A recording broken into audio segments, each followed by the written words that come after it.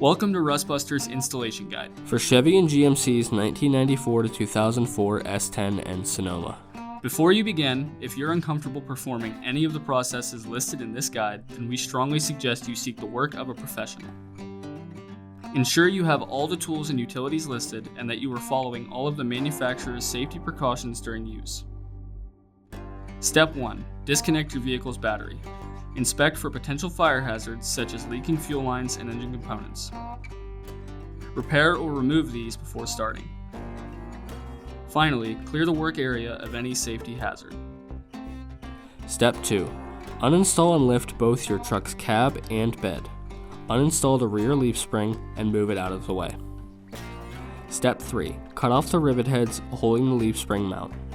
Use a hammer and punch to clear the studs from the holes. Avoid damaging the mount as it will be reinstalled later. Cut off the center bed mount as well as the cab and bed mount.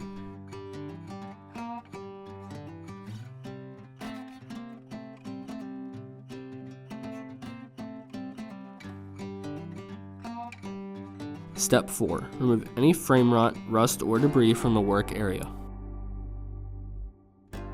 Spray the work area with weld-through primer and slide the frame section onto the frame.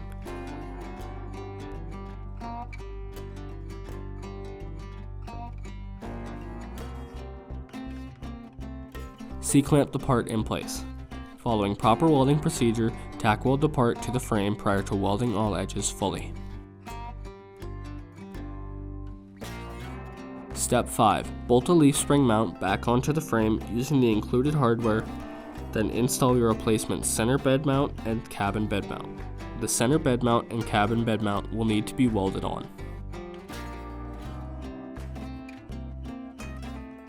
Step 6. Paint the part with rust inhibitor to prevent or reduce future rust formation. We recommend our Rustbuster Rust Converter and Primer Spray Paint.